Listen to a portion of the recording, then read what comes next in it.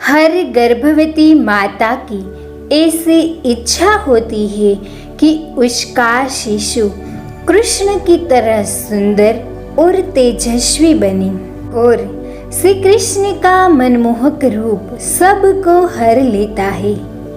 कृष्ण की कृपा पाने के लिए मात्र प्रेम ही काफी है।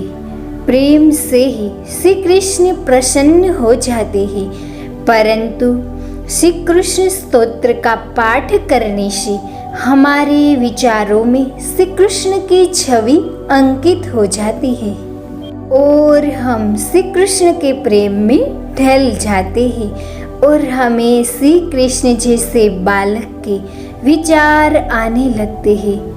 तो चलिए हम श्री कृष्ण स्तोत्रम का पाठ शुरू करते हैं। पार्वती जी ने भगवान शिव से कहा, हे भगवान, हे प्रभु, मैं यह पूछना चाहती हूँ कि बिना जप, बिना सेवा तथा बिना पूजा के भी कृष्ण कैसे प्रसन्न होते हैं।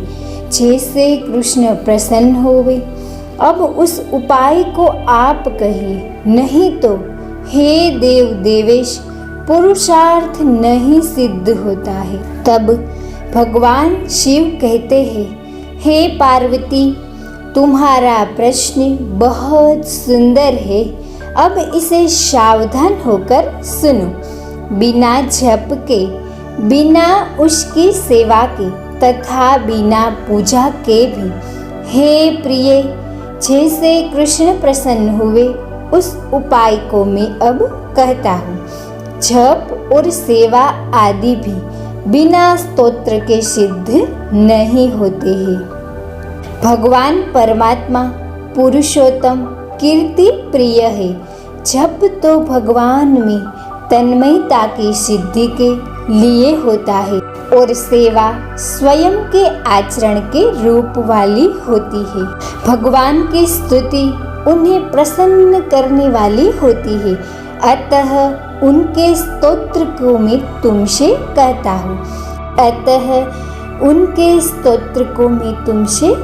हूँ। सुधा समुद्र के मध्य में मनोहर रत्नदीप पर नव रत्न से विभूषित नवखंडात्मक पीठ है।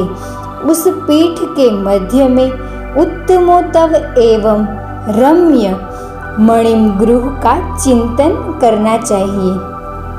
चारों ओर ललित वनमालाओं से शोभायमान सिंहासन पर आसीन भगवान कमल लोचन कृष्ण का ध्यान करना चाहिए।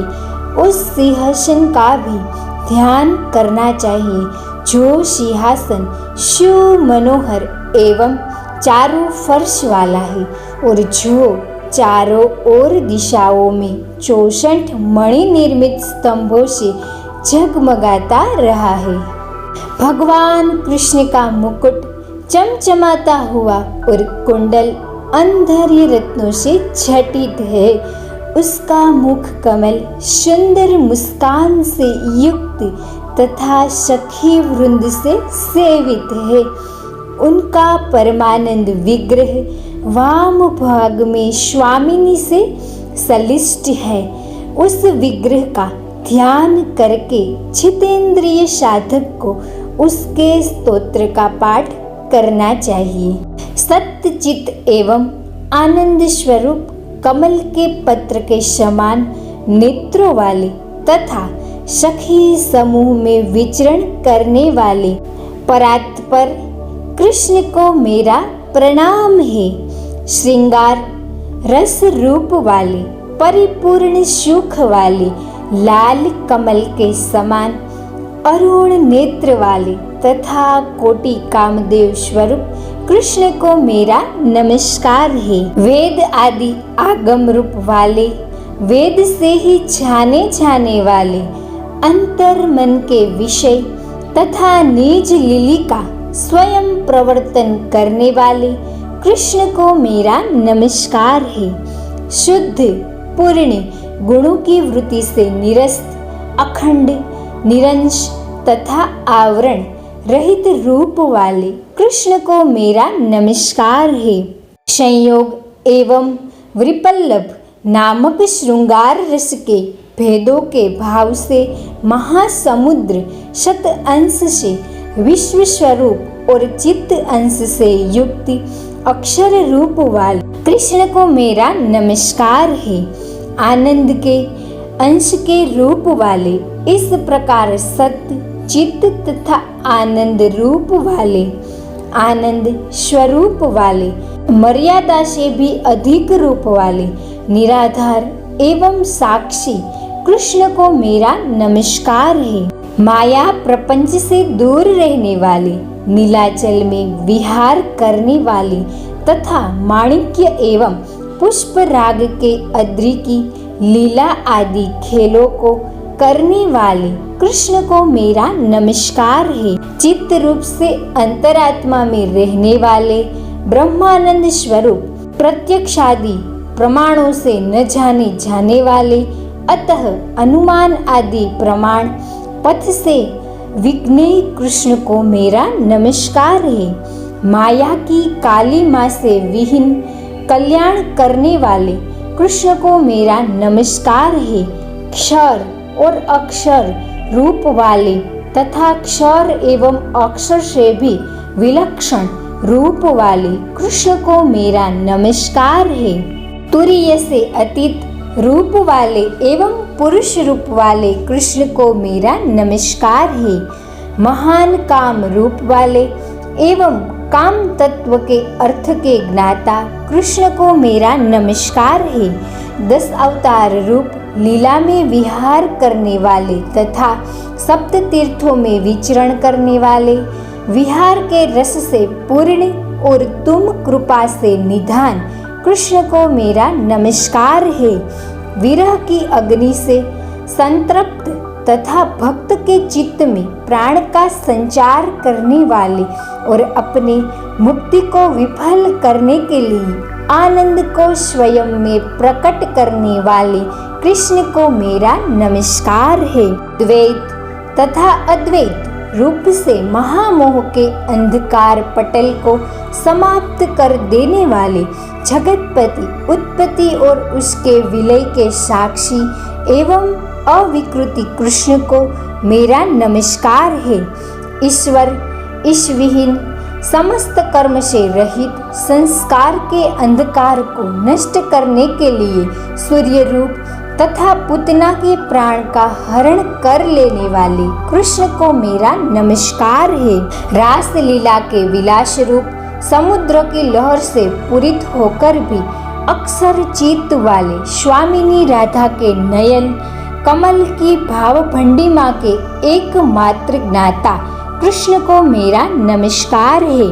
मात्र मानंद रूप वाले सृष्टिकर्ता तथा स्वामिनी राधा के हृदय नंद के दाता एवं तदप कृष्ण के लिए मेरा नमस्कार है।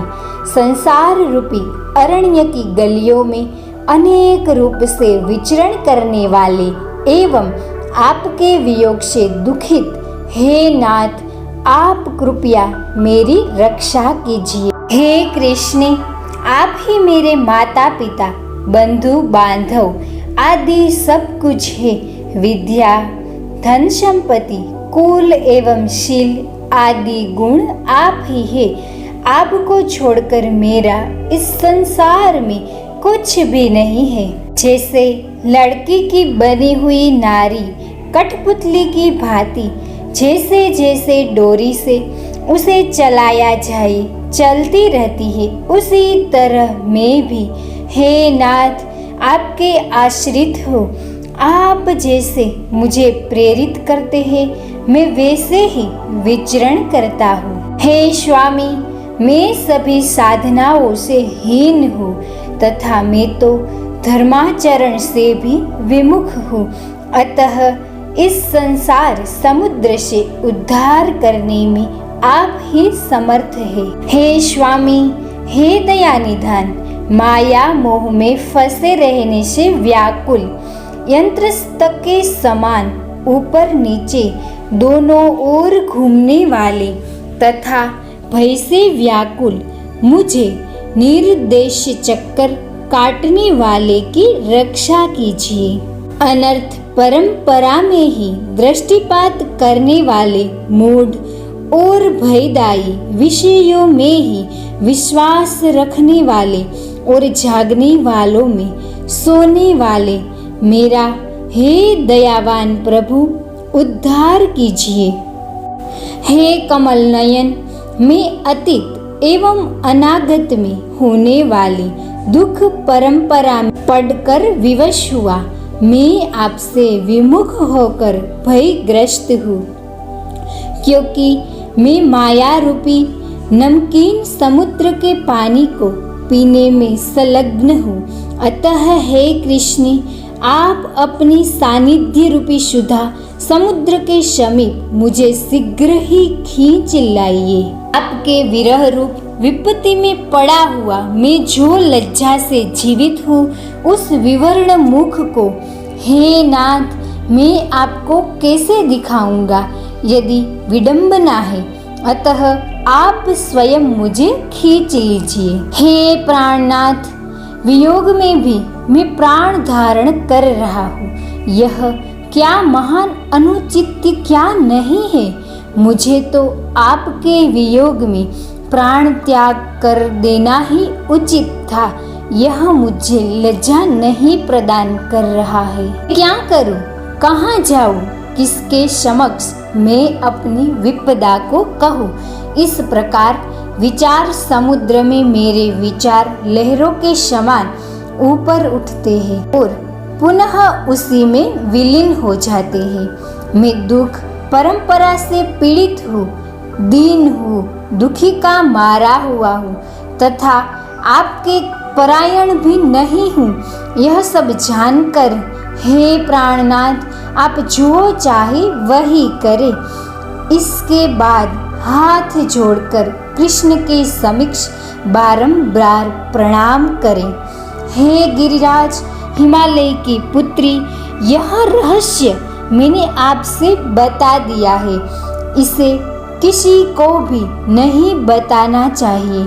हे देवेशी, इस प्रकार जो जितेंद्रिय साधक त्रिकाल में भगवान चितानंदन परात्पर परब्रह्म श्री कृष्ण की स्तुति करता है, उसके चित्त में प्रेम रूपी प्रभु स्वयं आविर्भूत हो जाते हैं।